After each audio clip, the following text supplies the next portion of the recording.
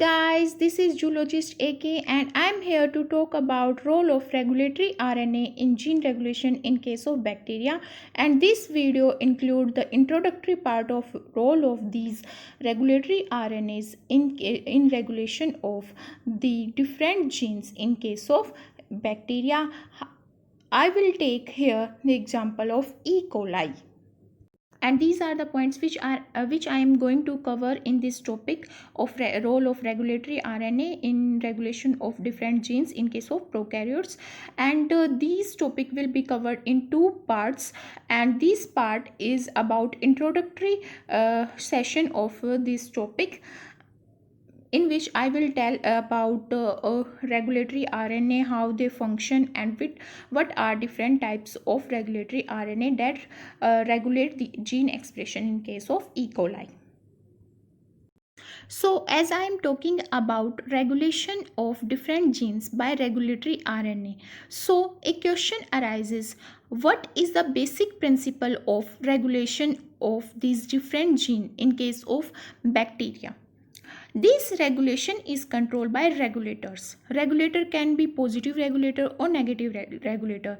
Means it can turn off or turn on the activation of its target gene. And what is the mean of turn off and turn on of the target gene?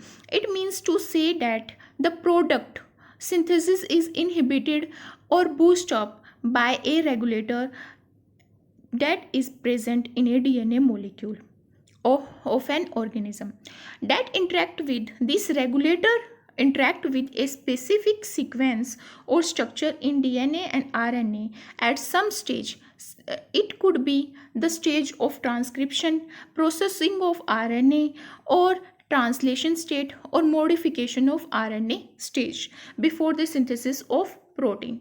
Means this regulator will control the sequence of DNA or RNA before the synthesis of proteins. These regulator could be protein or RNA. RNA could be protein coding RNA or non-protein coding RNA like transfer RNA, small nuclear RNA, or protein coding RNA like messenger RNA. When these target the DNA molecule, then they will regulate the expression at the stage of transcription, and when they target the RNA, then they will regulate the expression of a gene during translation process. Expression of many genes is controlled by a single regulator. How a single regulator control many genes at a same time or different time, but a single regulator, how it is capable to recognize different genes. It recognizes its target that contain a copy of the sequence that is recognized by regulators, or DNA binding domains that are palindromic sequences that is recognized by these regulators. These regulators themselves regulated by small molecules, as we studied in Lac Operon and in Rna Operon and in Lac Operon, where the repressor molecule was regulated by the concentration of lactose, allolactose, and in case of Rna Operon, these regulators were regulated by presence of substrate called arabinose. So these regulators themselves also regulated by small molecules who supply response to the environmental conditions. Now, another question arises when we are talking about regulatory molecules. That is, how does these regulators work? And here these regulators are RNA molecules. These regulators work by allosteric changes. These allosteric change means to say that a change in the shape and activity of a protein. For example, we can see in Lac Operon, where repressor molecule or repressor protein that is encoded by Lac I gene consists of a tetramer tetramer that consists 4 subunits, and binding of a molecule result in the conformational change of this repressor protein molecule.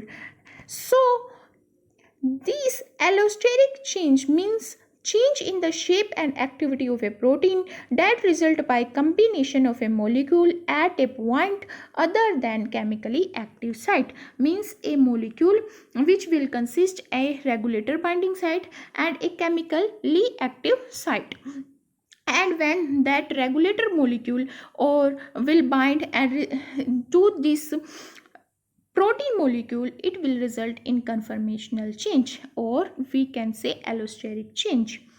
And these regulators have two binding sites, one for nucleic acid, it could be DNA and RNA, and four small molecules that will regulate it. For example, we are talking about Lac Operon, in which allolactose was that small molecule. When small molecule bind to regulator, conformational change occur and alter regulator's affinity for nucleic acid. As we know that conformational change by binding of allolactose to the repressor protein that is secreted by Lac gene result in conformational change and inhibit its binding to operator that present on nucleic acid or DNA molecule. And second mechanism through which these regulators work is by changing secondary structure. As we know, in trip operon, a hairpin loop structure formed, due to which different regions are formed: first, second, third, and fourth. And if these first and second pair, if the second pair with third one, then our fourth remains single stranded, due to which inhibition of transcription is inhibited, means transcription occur easily. But when these region first and second pair and third and fourth will pair, then it result in attenuation. So change in secondary structure of regulatory RNA occur by two mechanisms. One is intracellular interaction, in which different scheme of base pairing is utilized. Here alternative conformation will occur due to this different scheme of base pairing, and this conformational change result in change in secondary structure of RNA that will affect the ability of translation. And second mechanism is intermolecular interaction by complementary base pair. As you can see here in this picture, a target RNA will form base pair with its complementary regulatory RNA. So second mechanism is based on complementary base pairing. When this interaction occur in between single stranded regulatory RNA and target RNA, as you can see in this picture, regulatory RNA and target RNA, it result in formation of double helical structure, and these double helical structures will terminate the transcription process. As I am talking here that this complementary base pair result in formation of double helical structure, and it inhibit the expression of, or it inhibit the regulation of expression of a particular gene. So what are the consequences of formation of double helical structure? These double helical structure affect the regulatory purpose of RNA. But how does it affect regulatory purpose of RNA? Because this regulatory RNA will bind to its target in a single stranded form, but when they form double helical structure, then this binding of regulatory RNA to its target will be inhibited, due to which this regulatory mechanism will suppress. And another point is this duplex region is targeted by different enzymes. For example, nucleases that will degrade this RNA molecule and prevent its expression. So here the regulation of this regulatory RNA is inhibited by formation of double helical structure. Up to now, which I talked about, that was the introductory part or a mechanism that is followed by eukaryotes and prokaryotes both. But now we will talk specifically about bacteria. How does this regulatory RNA regulate the expression of a specific gene in case of bacteria? And we will talk what are the function of different RNAs in bacteria, and how many and different types of examples of regulatory RNA in case of bacteria. Our first point is function of different RNAs molecule in bacteria. First one is regulation of replication of plasmid. As we know that plasmid grow or replicate in integrated state or independent state inside the bacteria. And second is regulation of gene expression, for example by T and TAN is an example of a transposon and or jumping gene. And third one is control of transcription, for example 6S RNA of E. coli control the transcription in case of bacteria. This 6S RNA of E. coli, it accumulate at high levels in stationary phase. What is the stationary phase? Stationary phase is a phase in which the nutrient inside the culture media become depleted, in which the bacteria is growing, and then the cells of bacteria stop dividing, and this is called the stationary phase. And here the transcription control is controlled by this 6S RNA. And this 6S RNA regulatory protein bind to the sigma 70 subunit of RNA polymerase, and it downregulate the transcription from sigma 70 promoters. And another example or alternative sigma factor is sigma S. And this sigma S is also formed during stationary phase. This sigma phase S is compete with this sigma 70 for core polymerase binding, and it direct enzyme to promote expressing genes for the multiple stress response that is needed by bacteria for its survival during stationary phase, or its adaptability when there is the lack of nutrient media in the environment in which the E. coli is growing. And this sigma factor that increase the adaptability of E. coli during stationary phase, or when there is the less nutrient present in the culture media, this sigma factor bind to the core polymerase and compete with this sigma 70 binding to the core polymerase, and this sigma factor is encoded by a RAPO-S gene that is present in the chromosome of E. coli bacteria. And translation of this RAPO-S gene into mRNA is stimulated by two small RNAs. These small RNAs are DSRA and RPRA, and this RAPO-S is acted negatively by another small RNA, that is OXYX. And another class of bacterial regulatory RNAs are small RNAs that act in trans configuration. As we know that if this RNA molecule present on this on this RNA molecule, and it will target another RNA molecule, that it will act in trans configuration. And in cis configuration, a molecule that is secreted from one RNA molecule will act on that RNA molecule only, not the another one. So this small RNA act in trans configuration to control the translation of its target gene. It is a larger regulatory RNA that consists 80 to 110 nucleotide sequence. And small RNA work by base pairing with complementary sequences, as I talked in this diagram, where this regulatory RNA form double helical structure with its target RNA by using complementary base pairing.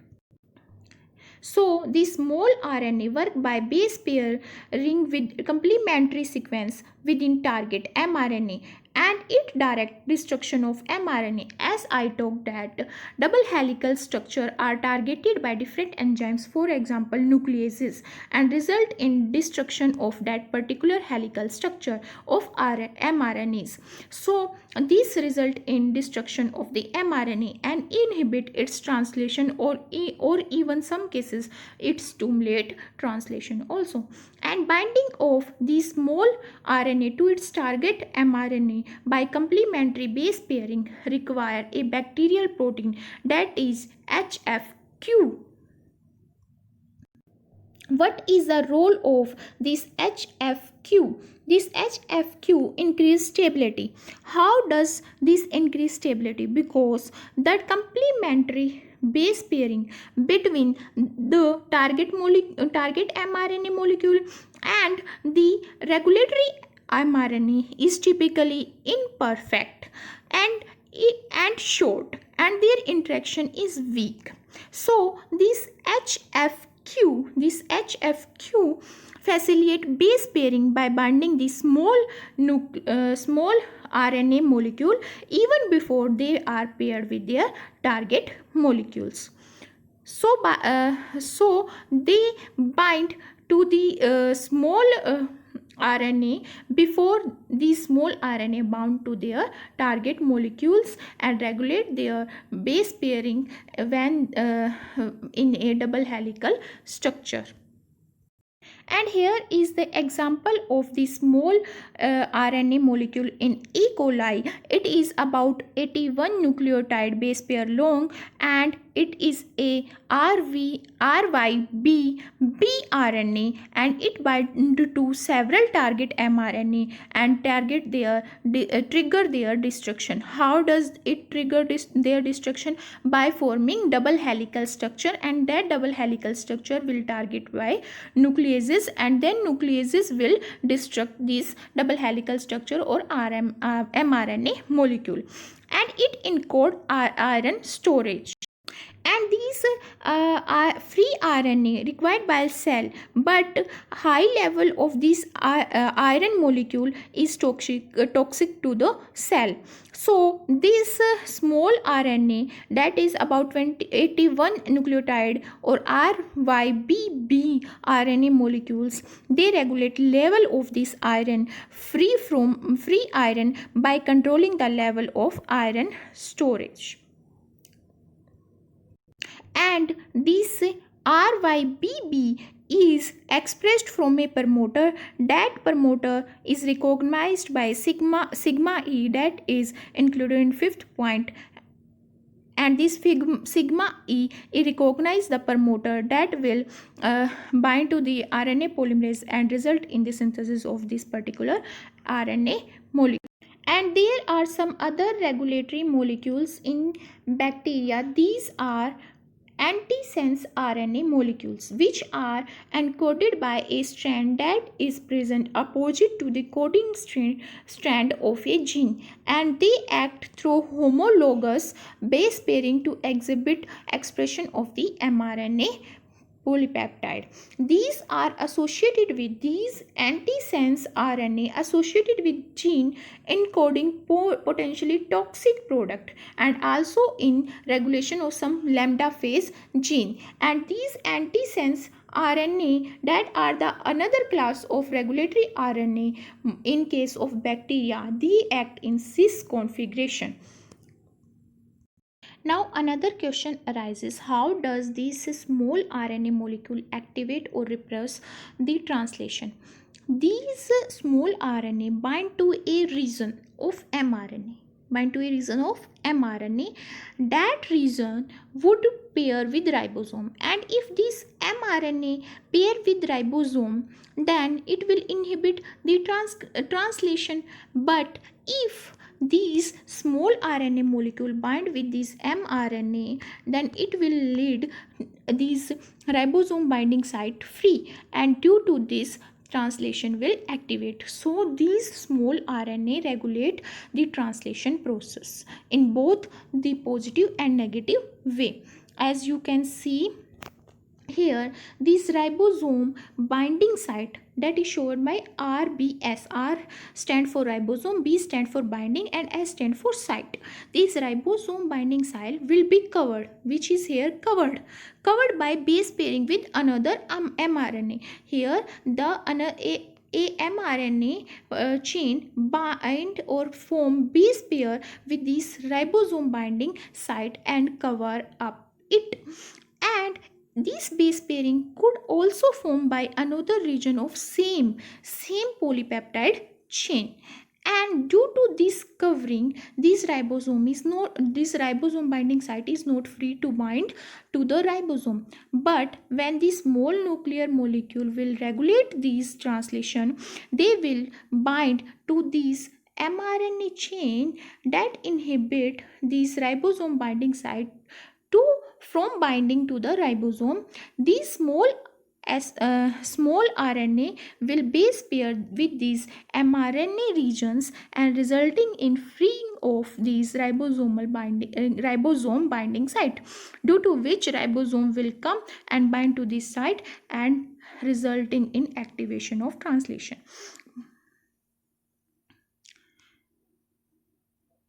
So like this, if there will be, but when there is absence of these region of mRNA, this small RNA molecule or RNA will come and will form base pair with this ribosomal binding site, due to which it will not let it free to bind with the ribosome, due to which our translation is inhibited. So this picture represent here all about how does this small RNA regulate the activation or inhibition or activation or repression of a translation process during expression of a particular gene.